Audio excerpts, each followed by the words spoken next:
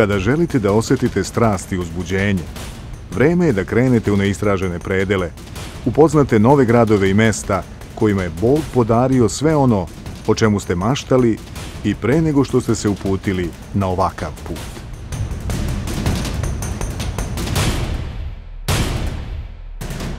Vratite se zajedno sa nama u srednji vek, u doba slavnih kraljeva kada je nastajala srpska država i posjetite svetsko čudo prirode, čiji nastanak je i danas velika misterija.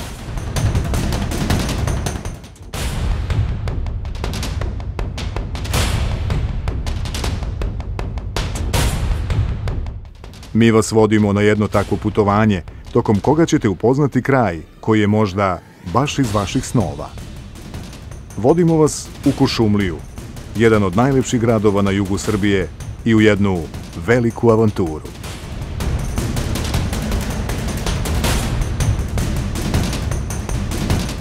Uskoro slećemo, pa možete da se uverite u bogatu istoriju ovog grada smeštenog u pitomoj dolini.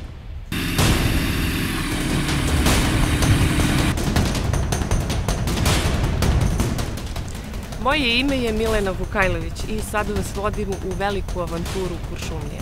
Idemo. Manastir Sveti Nikola podigao je Stefan Nemanja u 12. veku, nekih 50-ak godina pre nego što je sagrađena čuvena Notre Dame katedrala u Parizu. Ovaj, kao i manastir Sveta Bogorodica na ulazu u Kuršumliju, smatraju se za najznačajnija arhitektonska znanja tog vremena. A kako je izgledalo to slavno doba, možete vidjeti u našoj srednjovekovnoj priči kada su Nemanjići podigli ove svetinje, čiji sjaj i značaj nije pomućen 8,5 vekova.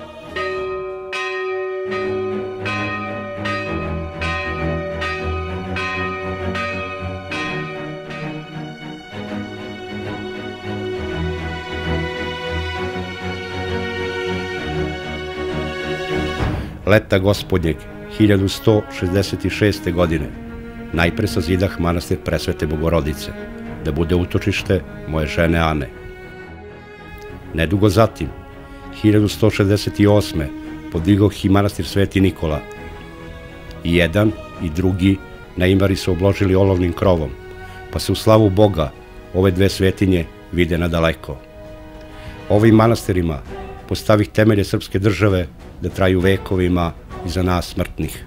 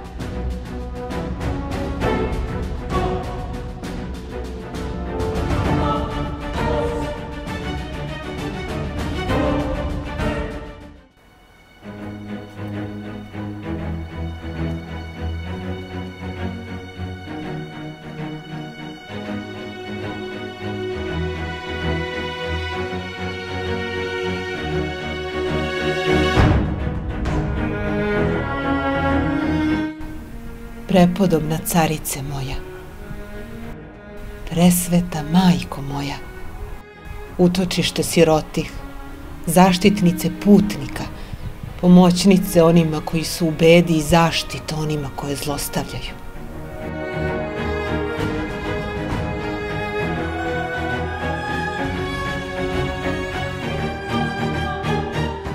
Muž i žena su jedno.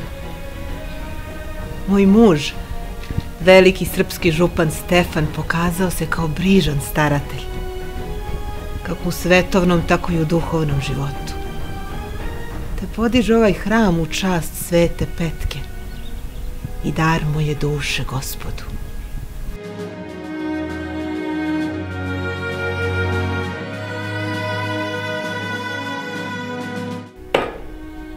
Ništa ne brini, verni moj Radosave. Slavni dani tek dolaze za Srbiju i naš narod.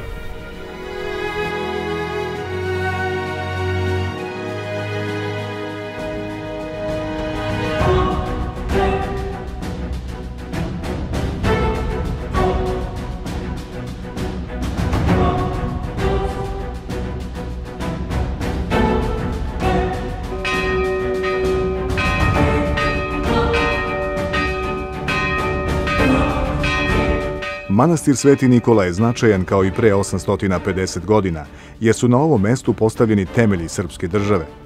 I sada je sedište duhovnosti ovog kraja i sjaj crpi iz vekova postojanja.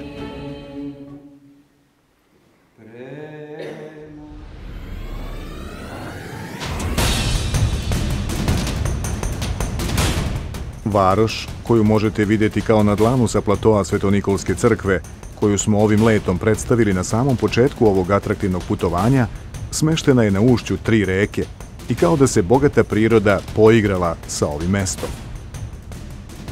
Nalazi se na jugu Srbije, na obroncima Kopaonika i Radan planine. Udaljena je oko 70 km od najbližih većih gradova, Niša i Kruševca. U neposrednom okruženju su i 3 banje, tako da putopisci nisu bez razloga Kuršumliju opisivali kao Švajcarsku u malom, na Balkanu. Putnik namernik u ovom mestu može doživjeti nezaboravne trenutke. Brojne manifestacije nude svima onima koji posete Kuršumliju odličan provod do ranih jutarnjih sati. Istovremeno, gastronomski užitak je zagarantovan, jer brojni restorani servirat će vam specijalitete kojima ne možete odoleti. A već na samo 20 kilometara smeštena je Đavolja Varoš, čudo prirode koje je ucrtano na svetskim mapama kao top turistička destinacija.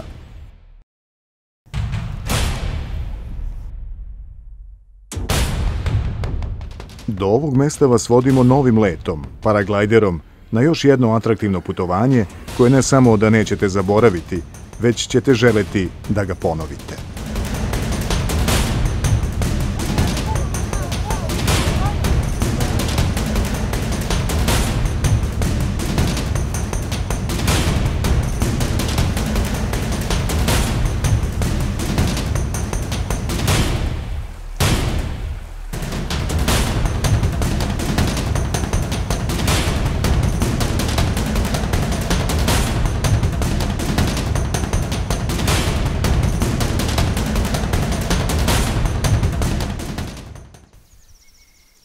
Legenda kazuje da su ovo okamenjeni svatovi, koji su iz čiste zlobe hteli da venčaju brata i sestru, ali su ih vile u tome sprečile.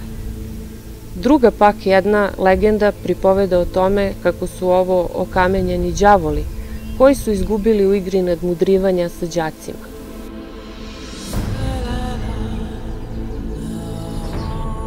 Ljudi uvek poveruju onu legendu koja im se najviše puta ponovi. Jedino tako mogu objasniti to što i danas veruju u onu o đavolu, o kamenjenim svatovima i bratu koji je umalo oženio svoju sestru. Mada sve se to mnogo drugačije zbilo. Kako znam? Tako što sam sve ovo ja izmislila. Istina je mnogo drugačija, a znamo je samo ja i moje sestrice Vila. Volela bih da nismo pogrešile i da se ništa od ovoga nije dogodilo, ali sada jedino što možemo jeste da tražimo čudotvorni izvor i oživimo ih. Njih dvoje i njihovu ljubav, a sa njom i ovu đavolju varoš. Čim su se ugledali, znali smo da će se zavoleti. Znali smo da je to ljubav za ceo život, a kako se pokazalo i za čitavu večnost.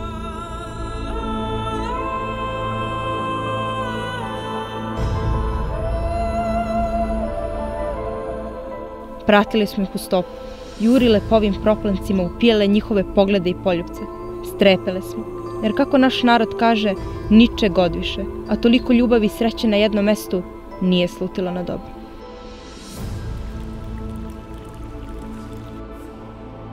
Tako smo se i dogovorile, ako zlo dođe, mi ćemo ih zaštititi. A kada je zlo došlo, bilo je jače od nas, pobedilo nas.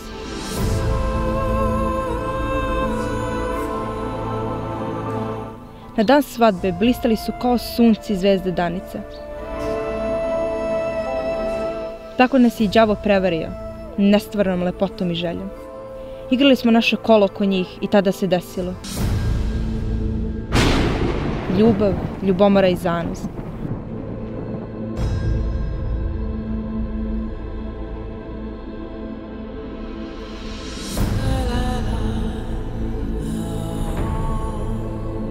Zavodile smo mladoženju, mamile da ga preotmimo i potpuno zaboravile na naš dogovor.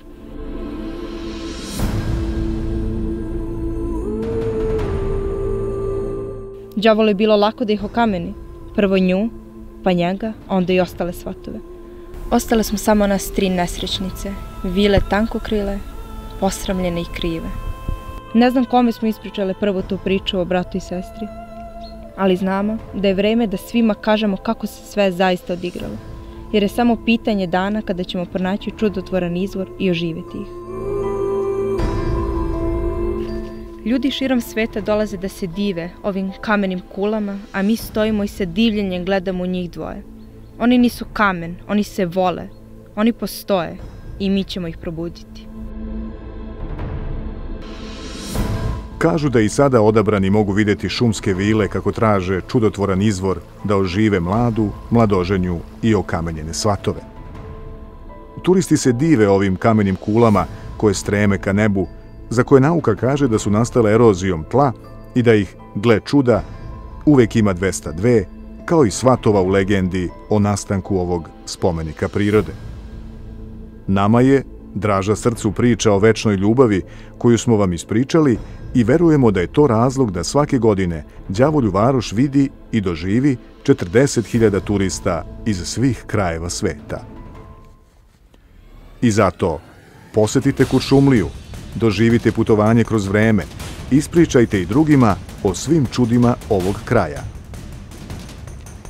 Ovim nije završena, već je počela naša, verujemo uskoro i vaša avantura iz ovog mesta, kome se, ako ga jednom posetite, uvek vraćate. Ponovo letimo.